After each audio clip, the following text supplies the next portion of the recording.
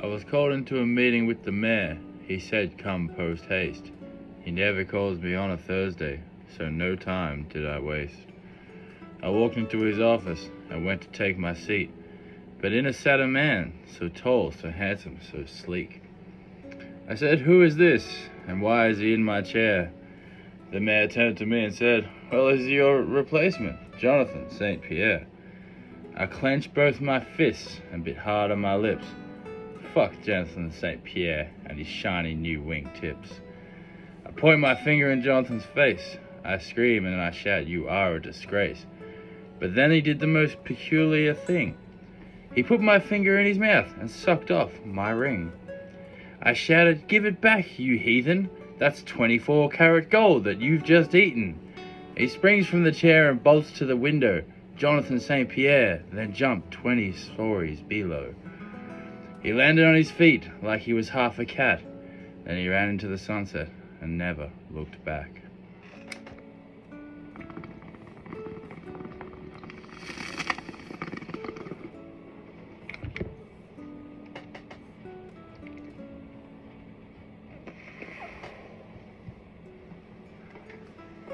Okay.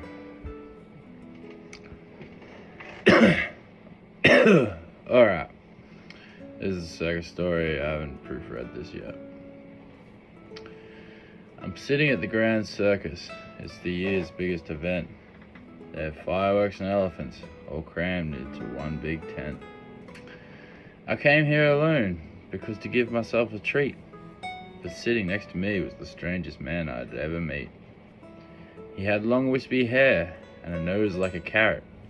He said hello and smiled at me. His voice sounded like a parrot. The lights went dark and I spat on my soda as I sipped it. The circus was my drug and I was itching for a fixin'.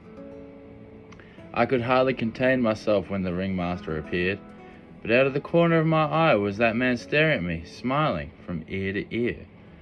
I smiled back and looked back at the ring. He was distracting me so much I could hardly focus on the midget sing. I said, "Do you mind? I'm trying to watch the lady on the zebra." He didn't realize I'm a circus junkie, and without my fix, I get a temper. I look away and laugh at the silly giraffes, but then I look back and he's got his fingers up his ass. His legs behind his head and his pants are on the floor. I should find myself disgusted, but for some reason I want more. I'm no longer watching the lions or the clowns. I've locked eyes with this stranger while he fingers his downtown.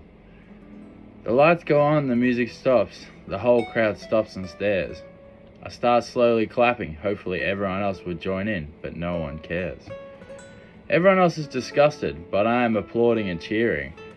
A one-man standing ovation, I can't describe that feeling. Then slowly, one by one, some magic did happen. It started with one man saying, "Go, man, go!" And then he started clapping. Next thing you know, the whole place is roaring. Not for the circus, no, not at all, but for this old man fisting his ass up in the stalls. The ring trooper tries to calm the roaring crowd, but no one can hear him because he's fisting too loud. Then by one, like a Mexican wave, everyone joins in. I look down at the man who made this all begin.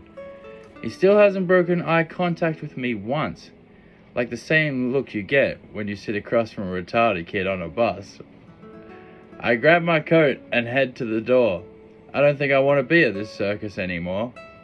I get in my car and take a deep breath. I start the car and head home to sleep, but I hear something in my back seat. It's the man from the circus with his fist up his ass. How the fuck did he get in the back seat of my car? I pull over the car and say I've had quite enough. At first this was funny, but now it must stop. He looks in my eyes as his smile fades away. I say it's not you, it's me. I'm just not gay. He withdraws his fist and puts on his pants and exits my car and started to dance. I was confused at first and a little frustrated, but that man has moves. He could really shake it. We both cracked a smile and we laughed for a while. He reached into his bag and pulled out a gift. It was wrapped in gold paper and heavy to lift. He walked into the woods, dancing as he skipped. Who was the mysterious old man whose ass met his fist? I open up the present. It's warm. It's my heart to its core. It's a little model circus tent with models that say you and me. I feel horrible for now for kicking him out of my car. Even though he fists his ass, he has a massive heart. I'll never forget that night, the night I fell in love. Not in love with the circus, but the man with his fist up his ass. Welcome to another episode of Jordan's Story Times. Here's a story I wrote 5 minutes ago.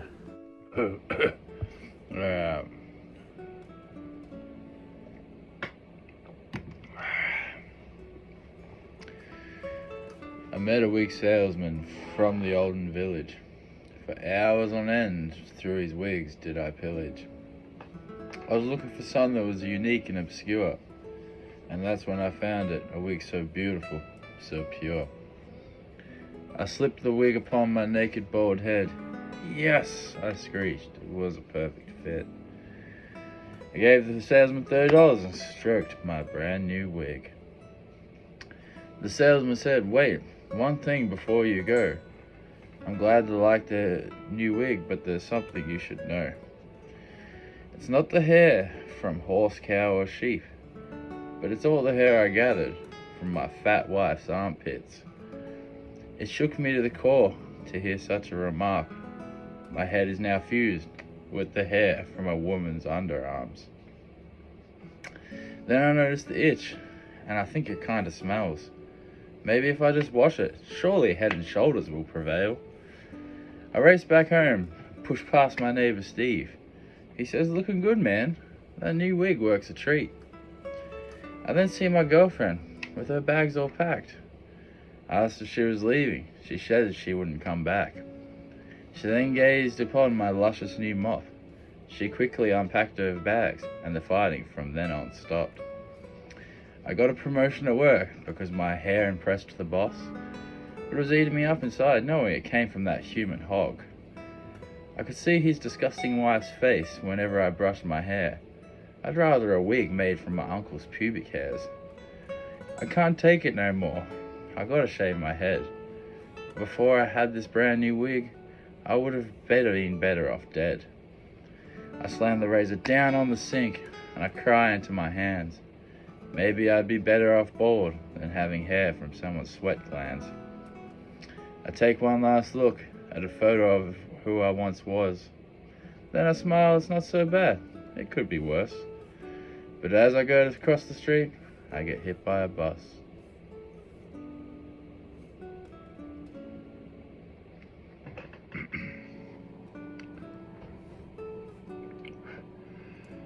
I was waiting in line at the bank. There was nothing funny about it. But then the man next to me handed me a piece of paper and said, "I'll give you $20 if you shout it." I unfolded the paper as the man contained his smirk.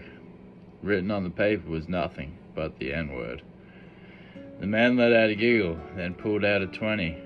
He said, "Go on, say it, and then there's 20. I will pay you." I looked around the room I was in. It was busy as can be.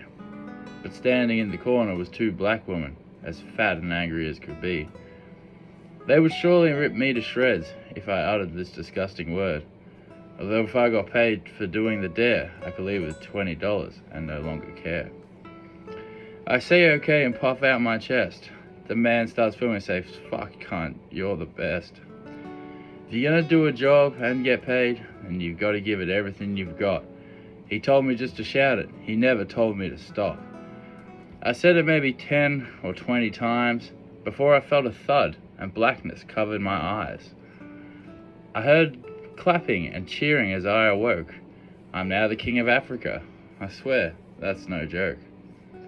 They admired how I didn't let anything put me down, not even saying the N-word for $20 back in town. So this is where my story ends. I now have an African wife. I'll spend the rest of my day eating grapes and saying the word that feels right.